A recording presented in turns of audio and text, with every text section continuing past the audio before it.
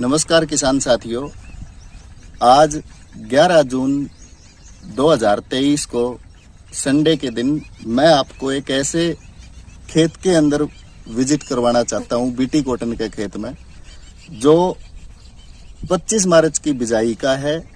और 25 मार्च की जो बिजाई हुई उस टाइम पे जो वैरायटी लगी थी वो थी राशि की 951।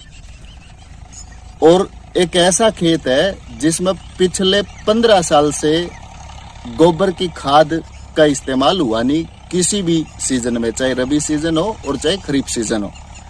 तो पिछले 15 साल के बाद पहली बार इस खेत के अंदर 2 ट्रॉली लगभग प्रति एकड़ के हिसाब से जाइटोनिक गोदन से तैयार गोबर का खाद डला है। ये आगे लगभग 1.5 एकड़ जमीन है यहाँ तक लेके, और जैसे जैसे ऊपर चलांगे अपन तो हल्की सी ऊंचाई भी है उस बिल्कुल लास्ट वाले कोने में देख के। तो इस खेत के अंदर हमारा पूरा 100% तो इंटीग्रेटेड पेस्ट मैनेजमेंट अप्रोच यानी IPM तकनीक और पूरा 100% इंटीग्रेटेड न्यूट्रिशन मैनेजमेंट अप्रोच यानी INM तकनीक आधारित जो खेती है वो बीटी कॉटन की चल रही है। और एक बात और मैं ऐड कर देता हूं किसान भाइयों, ये जो खेत है 1.5 एकड़ का, ये जो टुकड़ा है, इस खेत के अंदर लगातार 4 सालों से बीटी कॉटन कपास ही हो रही है। तो अभी तक का इसका मोटा मोटा अगर आप रुझान देखोगे तो कोई भी किसान ये नहीं बता सकता कि ये खेत ऐसा है जिसमें चौथी साल में कॉटन लग रही हो। तो गोबर की खाद ने अपना बढ़िया काम करके दिया है किसान भाइयों। INM IPM तकनीक ने अभी तक बहुत बढ़िया काम इस खेत के लिए करके दिया है।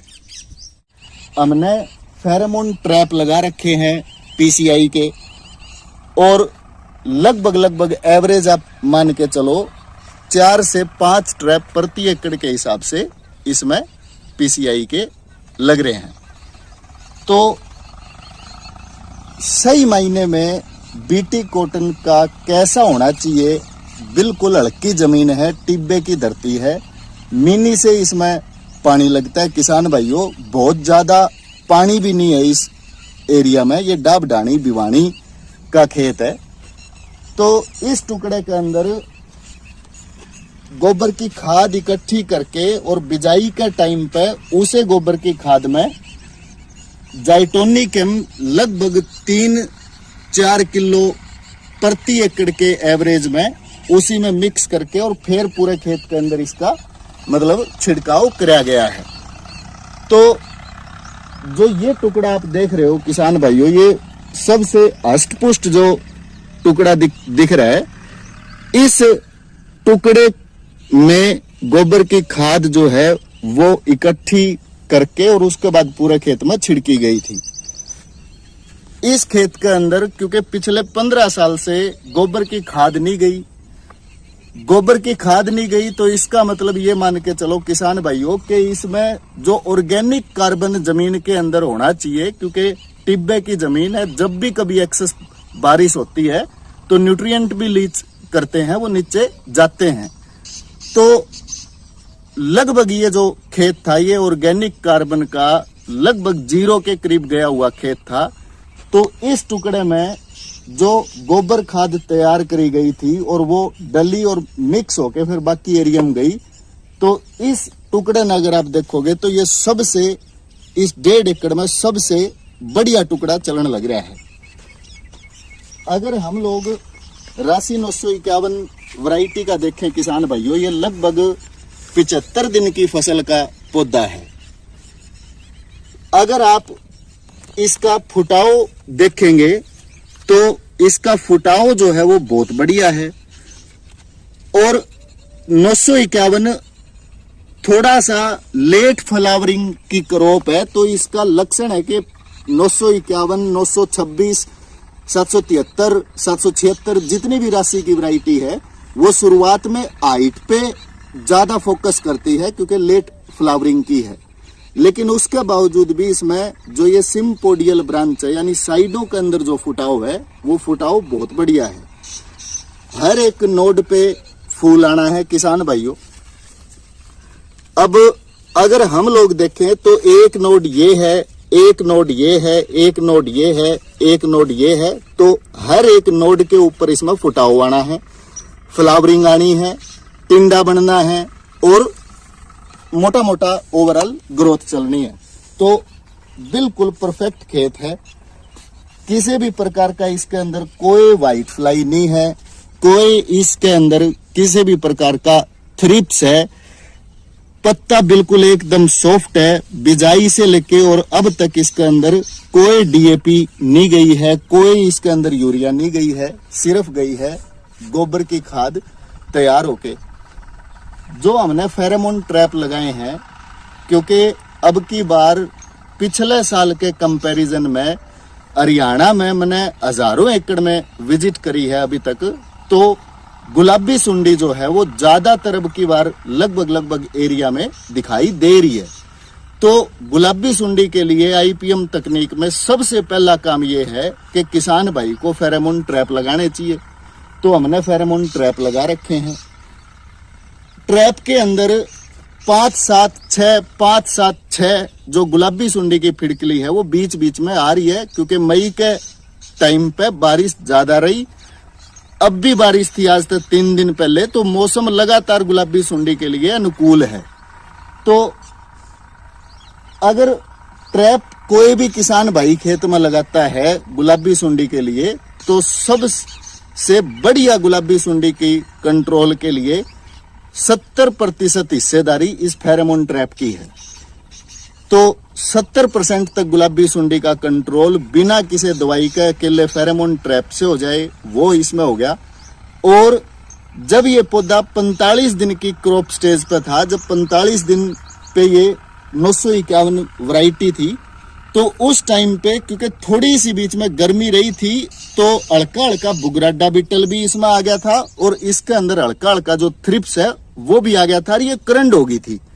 तो उस टाइम पे जिस समय पे ये ट्रैप लगे, आज तक लगभग कोई 20 दिन पहले, 20 दिन या 25 दिन पहले, उस टाइम पे इस खेत में पहले स्प्रे के अंदर होया है जाइकोनीम 5 ml प्रति लीटर पानी के हिसाब से, और उसके साथ में मिक्स होया है एमामेक्टिन बेंजोएट 5% जो सोल्यूबल ग्रेन्यूल है, लगभग आधा ग्राम प्रति लीटर पानी के हिसाब से। थोड़ा बहुत 1-2 ग्राम ऊपर नीचे हो सकता है। तो अभी तक का ये प्लॉट ऐसा है किसान भाइयों। बिल्कुल लास्ट में अगर आप जाओगे तो एक पॉइंट और भी मैं भूल गया। जब इस खेत के अंदर बिजाई करी किसान भाइयों, तो बाद में लगातार बारिश भी आई इस एरिया में, साउथ हरियाणा में, और साउथ हरियाणा ही नहीं लगभग काफी सारे एरिया में आई। तो बारिश की चपेट में आने की वजह से इस खेत में लगभग 20 दिन बाद, लगभग 25 दिन बाद, लगभग महीने के बाद में बीच बीच में और भी हमने पौधे इसके अंदर लगाए, और वो जो अपनी वैरायटी थी वो थी राशि की 926। तो अगर ये पौधा आप देखो तो ये राशि 926 है, जो लगभग 41 दिन की क्रॉप स्टेज के ऊपर है। उसके बाद में फिर ये राशि 951 है, ये भी आ गया। इसकी भी ओवरऑल ग्रोथ देख लो, और बीच बीच में जितने बड़े पौधे आपने दिखने लग रहे हैं वो सारे के सारे जो पौधे हैं वो राशि 951 के हैं, और उन तक छोटे वाले लगभग 30% या तकरीबन शायद 35% के करीब राशि का जो 926 है वो। तो अभी तक का ये प्लॉट ऐसा चल रहा है किसान भाइयों। ये प्लॉट है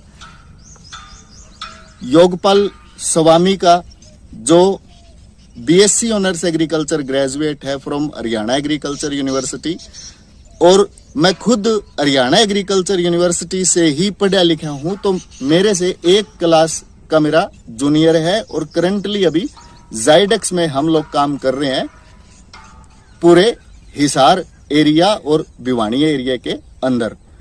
तो इस खेत का हम लोग पूरा 100% आईपीएम, पूरा 100% आईएनएम तकनीक से आज तक जो है वहां से लेके और आगे लास्ट हार्वेस्टिंग तक का पूरा कैप्चर करेंगे। और हम लोगों की एक्सपेक्टेशन है, जमीन में इतना कोई दम नहीं है, बालू रेत है, मिनी से पानी लगने लग रहा है। पानी बहुत ज्यादा अपने पास है भी नहीं, मतलब इस एरिया में या डाब ढाणी में।